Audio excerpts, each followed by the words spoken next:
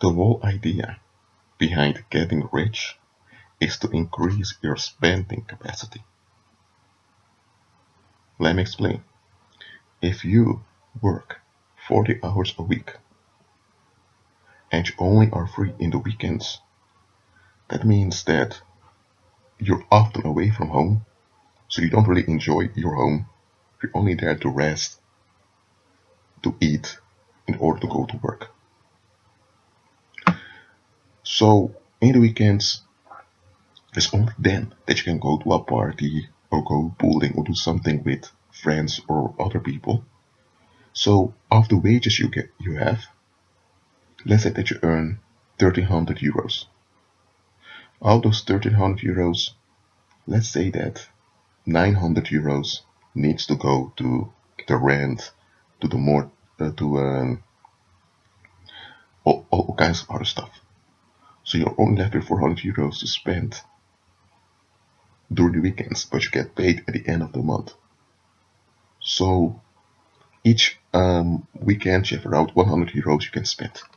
So 100 euros is your spending capacity, and you can only spend it for those 2 days. Or you may save it for a while to later go on a holiday, but anyway your spending capacity is little.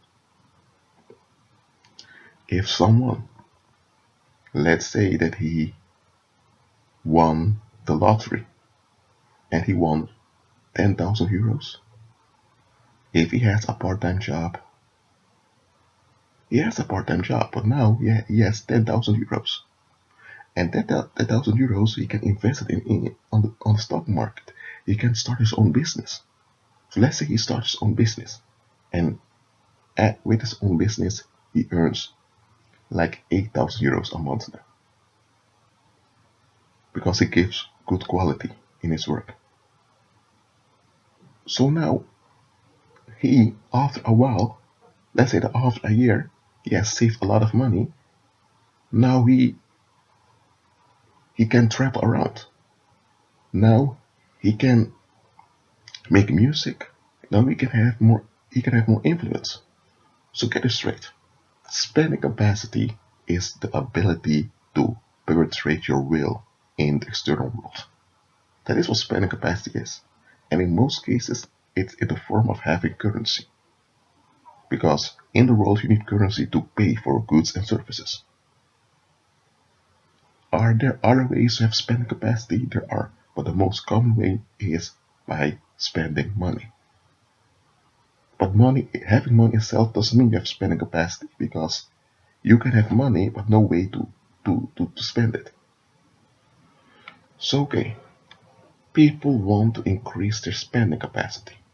Why? Because they don't want circumstances to rule over them. They don't want to be at the short end of the stick, that they always have to find a way to deal with stuff. Especially people that have witnessed others being trampled upon, others being exploited.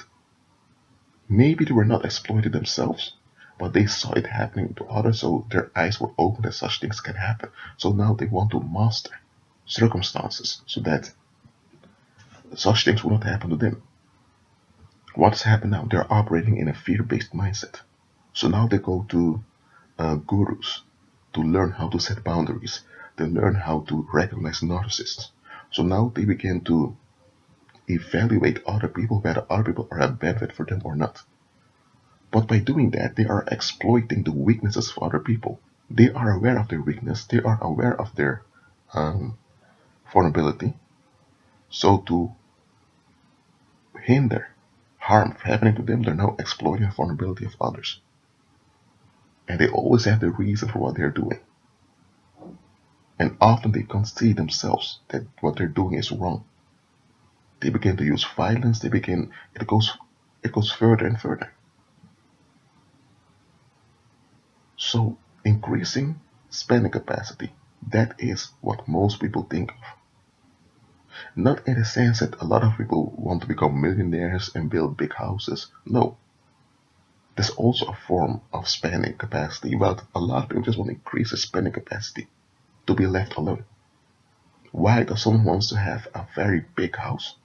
Because they never want to become homeless. And by having a big house, they feel secure that they have a lot of space. Why does someone want to have a big farm? Because they never want to become dependent on someone else. So that's why they want to plant their own food. Why does someone prefer to live in a small apartment in town, in a big city? Because they feel like a number. That's why nobody notices them. And if nobody notices them, nobody can point out things to them. So being part of a big crowd for them is a form of feeling secure.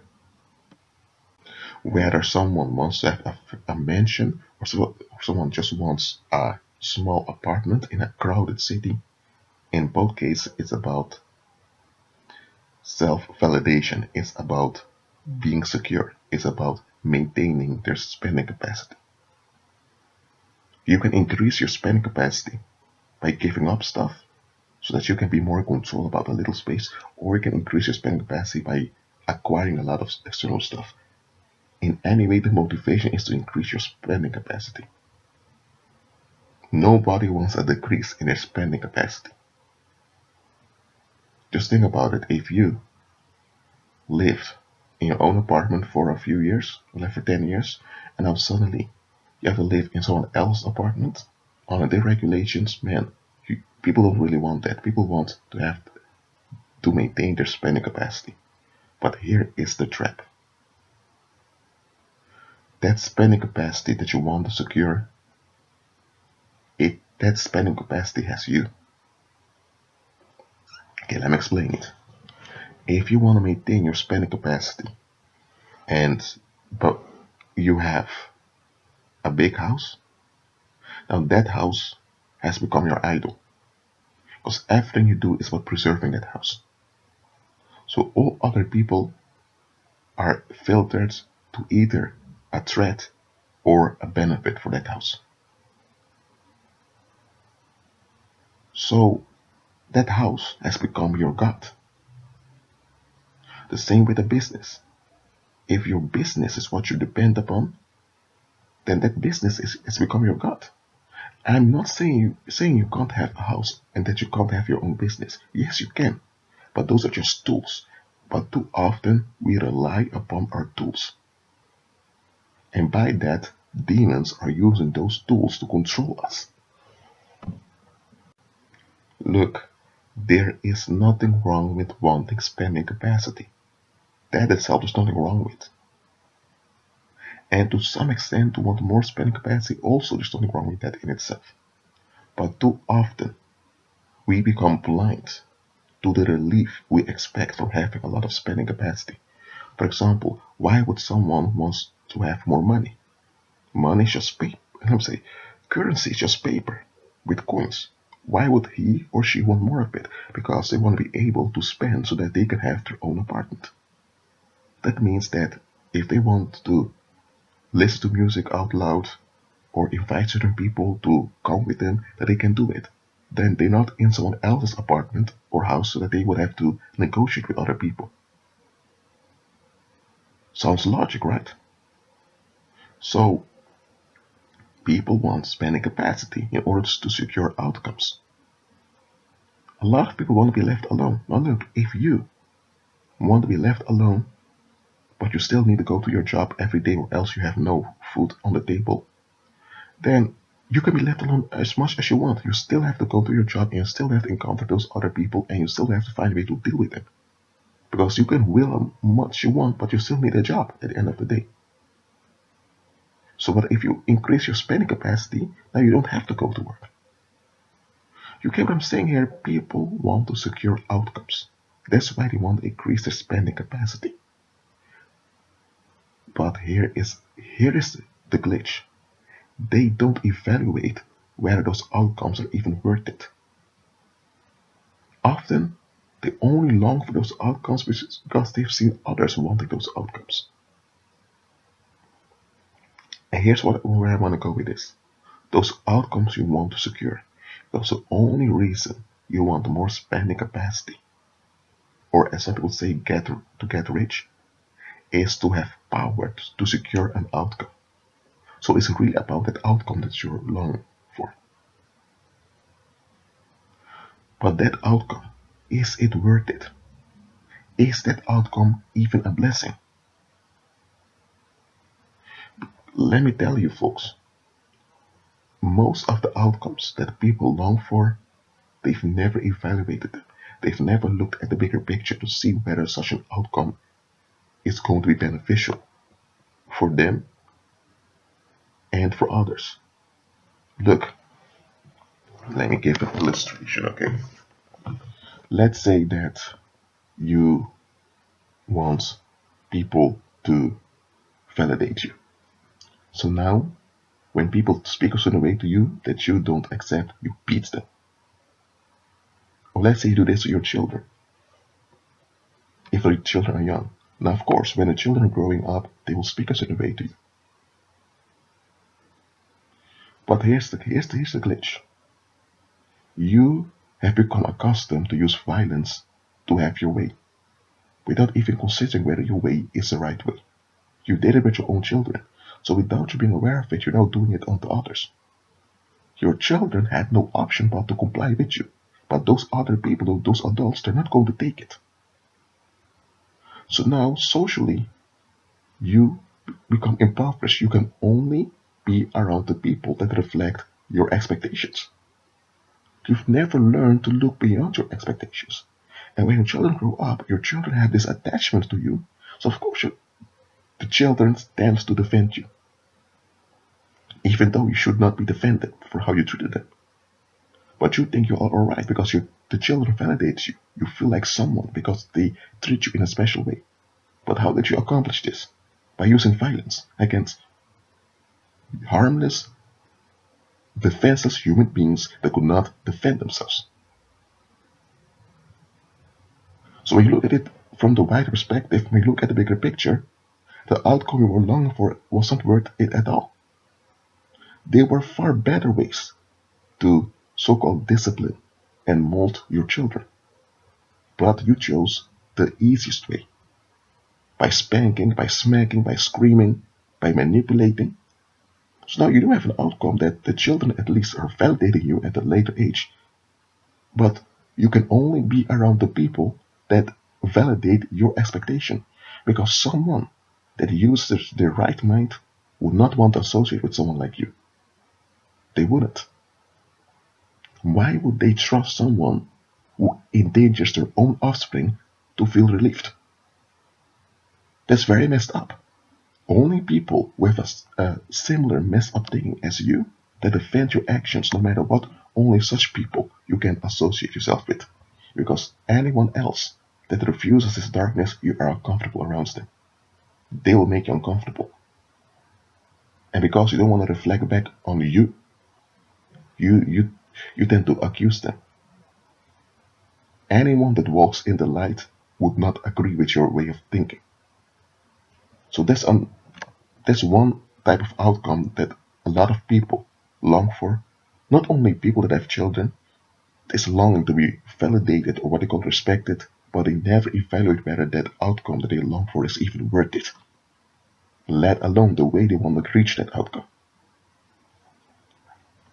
Look, that is what I want to inform you today. That you need to evaluate the outcomes you're longing for. For example, yeah, a young man, it's something that happens often, that wants to get involved with a woman. He wants to get a wife. Oh, that's a great thing. It is a great thing indeed. That's a natural thing. I support that. Hold on a minute.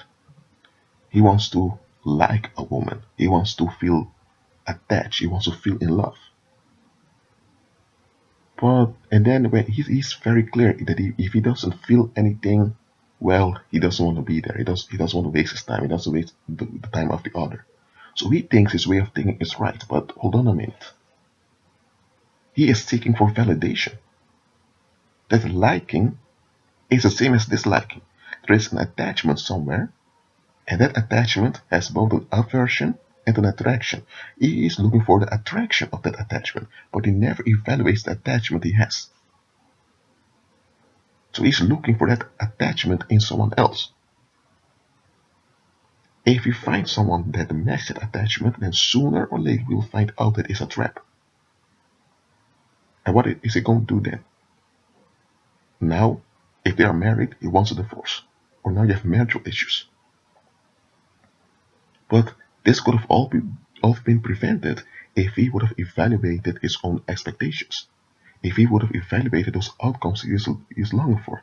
That good woman he was looking for, it doesn't even exist.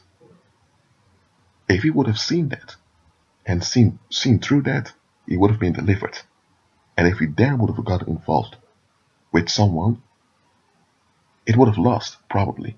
I say probably because the other also has to be on the right terms. When it comes to relationships, especially sexual relationships, people have a lot of outcomes they're holding on to that they never evaluate.